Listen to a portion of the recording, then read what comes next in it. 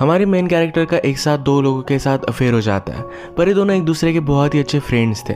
Problem तब आई जब वो प्रेग्नेंट हो गई। हेलो फ्रेंड्स, आज मैं आपको एंडिंग बिगिनिंग्स ये 2019 की एक हॉलीवुड मूवी एक्सप्लेन करने वाला हूँ। ये एक बहुत ही कॉम्प्लेक्स मैसेज के साथ आती है, तो अंत तक इस वीडियो को जरूर देखिएगा। अब बिना किसी देरी के एक्सप्लेनेशन स्टार्ट करते हैं। मूवी स्टार्ट होते ही हमारी मेन कैरेक्टर डैफ्नी हमसे इंट्रोड्यूस होती है। अभी अभी उसका ब्रेकअप हुआ था। वर्क प्लेस पर कुछ प्रॉब्लम चल रहे थे, इस वजह से नौकरी छोड़कर डायरेक्टली अपनी सिस्टर के पास वो आ गई थी। अब कुछ दिनों के लिए सभी चीज़ों से वो ब्रेक लेना चाहती थी। सिस्टर के घर पर भी उसकी एक छोटी सी बेटी है, जिसे डैफ्नी का आना बहुत अच्छा लगता है। डैफ्नी अपने आप को संभालने की बहुत कोशिश करती है, लोगों में घुल मिलने की कोशिश करती है, पर रात में उसे बहुत रोना आता है। वो अपने बॉयफ्रेंड को अभी भी मिस करती है। वो पहले आर्ट गैलरी में काम करती थी, उसे पेंटिंग वगैरह ये सब चीज़ें बहुत ही अच्छी लगती है, तो एक क्लास उसने ज्वाइन किया है जहाँ पर उसके कुछ फ्रेंड्स हैं। इन फ्रेंड्स से उसने बात की, कहा कि मुझे लगा था कि मैं उससे शादी करूँगी, हम हमेशा एक साथ रहेंगे। उसे अब लगने लग गया था कि वो भी अपनी मदर की तरह पूरी लाइफ सिर्फ प्यार ढूंढने में बिता देगी। उसकी मदर ने जब डिवोर्स लिया तो उसके बाद उसके बहुत सारे बॉयफ्रेंड थे, कभी भी एक जगह पर वो सेटल नहीं थी। अब डैफ्नी डिसाइड करती है डेटिंग से वो 6 मंथ्स के लिए ब्रेक लेगी, अपना फ्रीडम वो एंजॉय करेगी। वो आजकल फिर से न्यू जॉब ढूंढने की ट्राई करती है, पर कहीं भी उसे जॉब नहीं मिलता। अब क्रिसमस आ चुका था तो अपने मदर से वो मिलने के लिए गई। मदर का अब और एक न्यू बॉयफ्रेंड है। मदर को लग रहा था कि डैफ्नी अभी अपने बॉयफ्रेंड के साथ है और वो नहीं आया।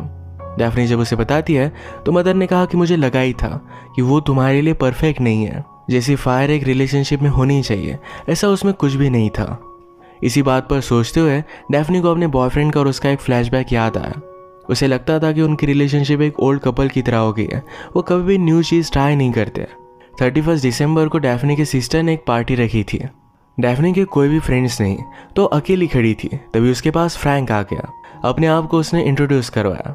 वो पूछता है, तुम यहाँ कर क्या रही हो? डैफ्नी ने कहा कि मैं ज़रा ब्रेक ले रही हूँ। फ्रैंक ने पूछा कि तुम किससे छुप रही हो? डैफ्नी सिर्फ चाहती थी कि फ्रैंक उसे अकेला छोड़ दे, पर फ्रैंक ज़रा दूर जाकर उसे बात करता है। वो बहुत ही फनी और चार्मिंग था, पर डैफ्नी ब्रेक पर है तो ज़्यादा उससे बात नहीं करती।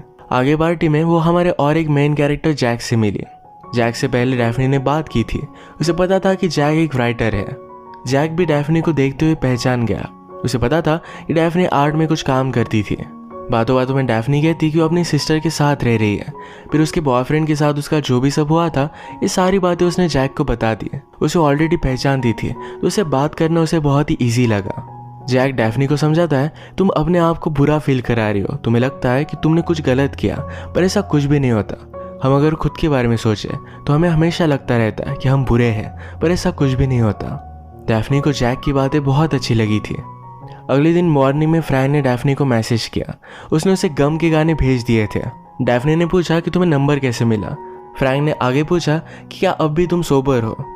डैफ्नी कहती कि मैं ठीक हूँ।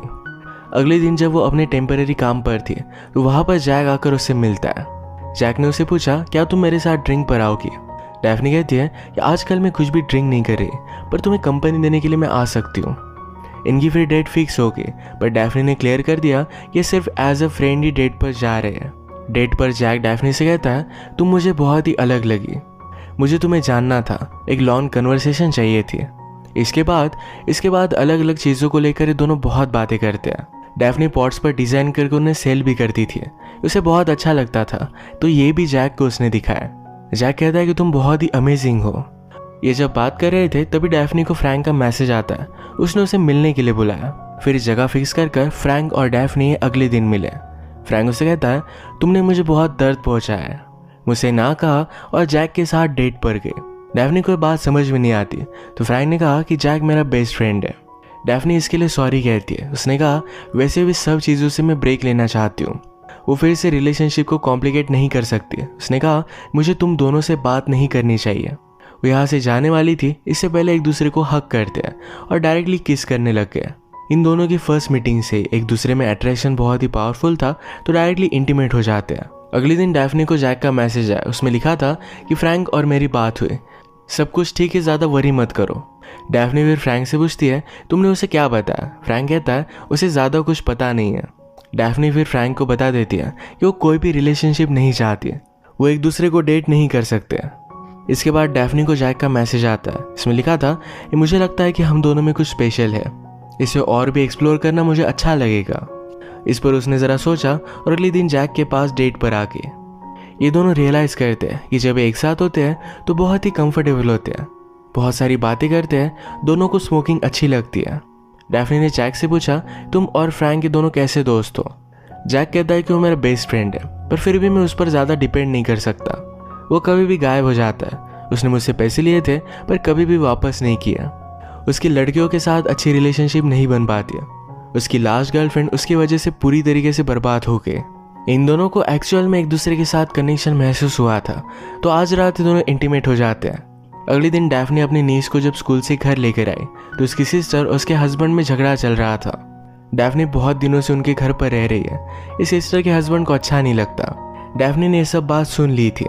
उसके एक्स बॉयफ्रेंड ने उसे मैरिज प्रपोजल के लिए रिंग दी थी। इसे सेल करके जो भी पैसे आते हैं इससे रेंट पर हाउस ले लेती है। मूव इन करते वक्त अपने सब चीज़ों में उसे एक्स बॉयफ्रेंड का एक लेटर मिला। उसमें लिखा था कि शायद हम एक दूसरे से दूर चले गए हो, पर अगले जन्म में हम फिर से एक दूसरे को ढूंढ ही लेंगे। वो भी बिलीव करता था कि डैफ्नी उसके लिए परफेक्ट थी। वो उससे कमिटमेंट चाहता था। शायद डैफ्नी इसके लिए रेडी नहीं थी, इसी वजह से उनका ब्रेकअप हो गया। अब अगले कुछ सीन्स में हम देखते हैं डैफ्नी और जैक की रिलेशनशिप आगे बढ़ रही थी। एक दिन फ्रैंक का उसे मैसेज आता है, कहता है तुम तो अच्छी तरीके से मूव ऑन कर चुकी हो। डैफ्नी कहती कि मैं प्रोसेस में हूँ। डैफ्नी लिखती कि मैं तुम्हारे बारे में सोच रही थी। अब कुछ दिनों के लिए जैक ज़रा काम से बाहर जाने वाला था। जैक का डॉग कहाँ रहेगा, ये एक प्रॉब्लम था। तो डैफ्नी कहती है तुम्हारे यहाँ आकर रह सकती हो। जैक ने कहा कि फ्रैंक उसका ख्याल रख सकता है। आज रात जैक ने एक पार्टी रखी थी तो उसमें फ्रैंक भी आया। आज रात हम देख सकते हैं कि फ्रैंक और डैफ्नी की नज़र सिर्फ एक दूसरे पर ही थी।